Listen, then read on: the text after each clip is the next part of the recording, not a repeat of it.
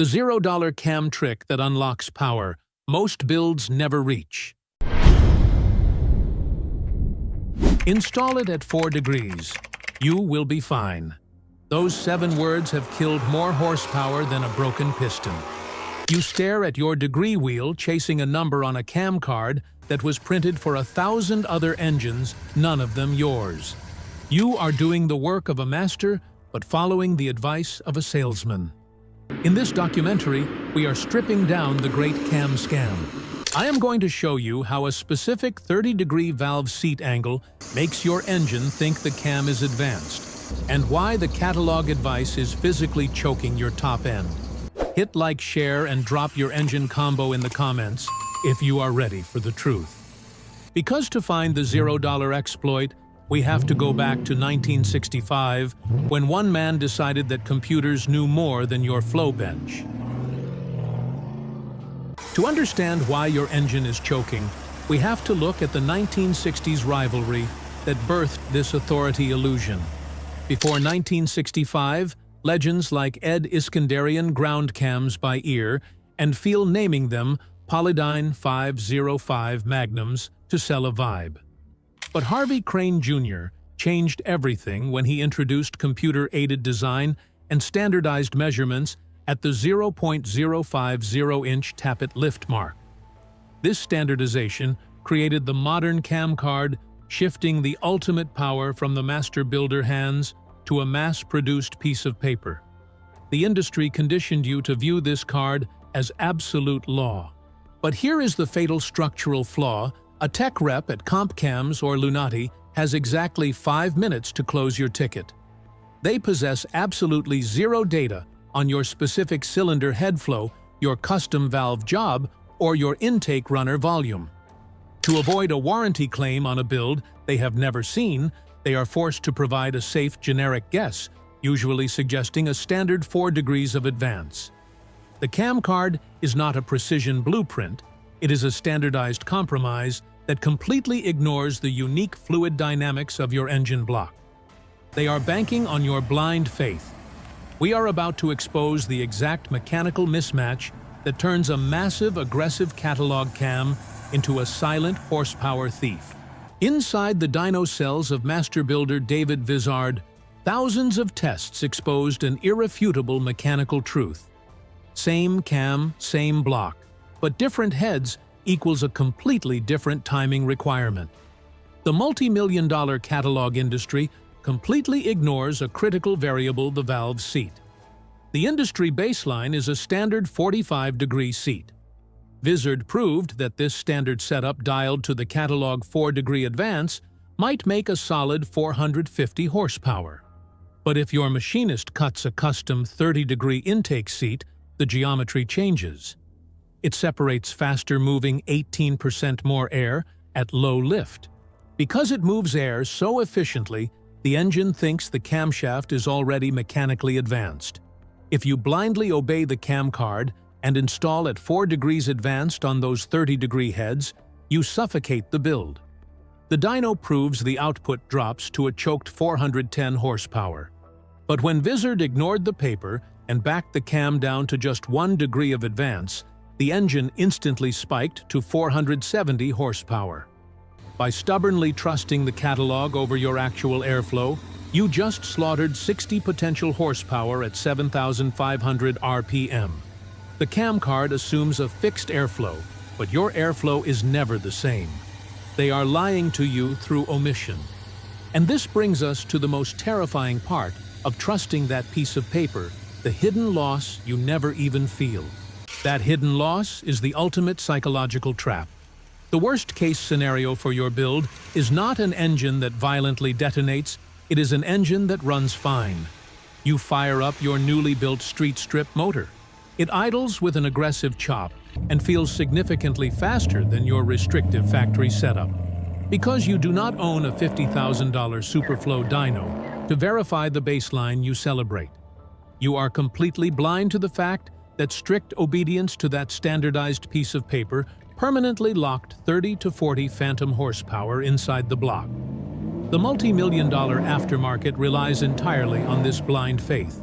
As master engine builder David Vizard exposed, when you buy that generic catalog profile and install it exactly as told, you are merely exchanging an incorrect stock cam for an incorrect high-performance cam. The industry accepts this mediocrity to keep products moving off the shelves. But there is a mechanical loophole to shatter this system. By utilizing a multi-keyway adjustable timing set a $0 tweak during assembly, you can physically advance the intake center line by a mere 2 degrees. This traps the air charge earlier artificially spiking your dynamic compression to literally mimic the effects of high compression pistons without ever touching the rotating assembly.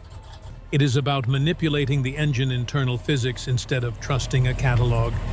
And no one understood how to weaponize this exact mechanical subversion better than the most notorious outlaw in racing history. That exact logic hacking, manipulating dynamic compression instead of trusting a catalog is how Henry Smokey Yunick humiliated the racing establishment. Look at the grid of the 1967 Daytona 500. The field was completely dominated by the brute force of massive big blocks like the 427 cubic inch Ford Camry and the 426 Chrysler Hemi. Then Yunick rolled in with a seemingly outgunned Chevrolet 327 cubic inch small block. How do you outrun a Hemi with a 100 cubic inch deficit? You stop playing by their physics. Smokey understood the ultimate loophole. NASCAR mandated factory dimensions, but they could not effectively police exact cam degreeing or internal fluid dynamics. He did not cheat the displacement limit.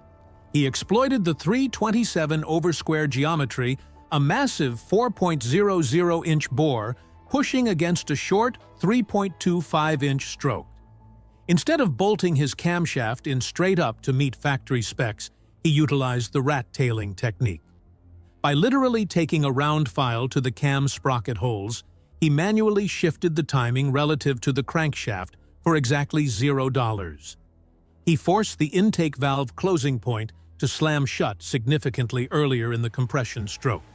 This trapped the incoming air and fuel charge before it could be pushed back out, weaponizing the engine internal geometry to simulate high compression pistons. By custom timing his cams, he forced that tiny small block to process airflow volumes vastly disproportionate to its size past 8,000 revolutions per minute.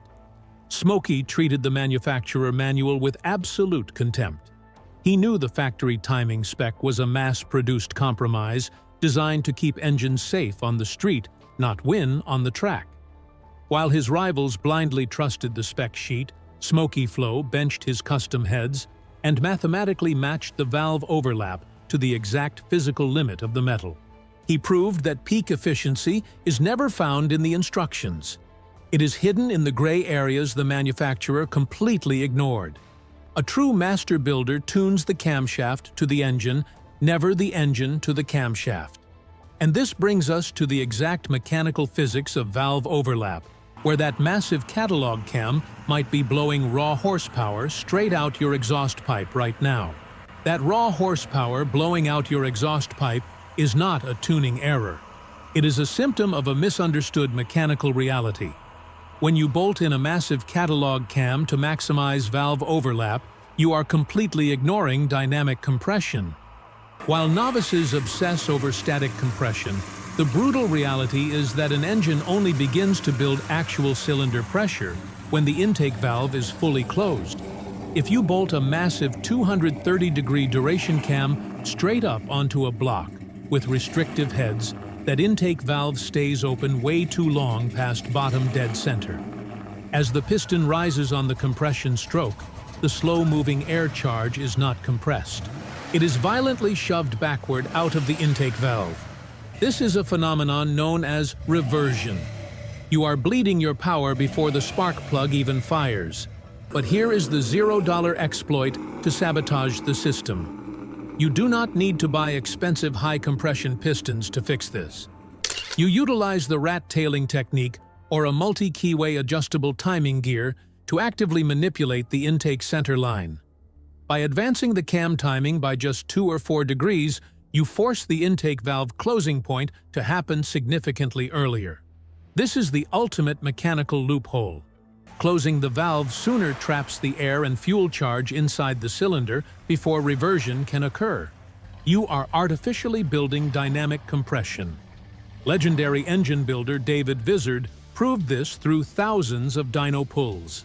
His data is absolute proof that the generic lobe separation angles sold by multi-million-dollar cam companies are frequently 2 to 5 degrees wrong for custom-flowed heads. You are literally weaponizing the engine internal geometry to simulate the effects of high-compression pistons without spending a single dime on the rotating assembly.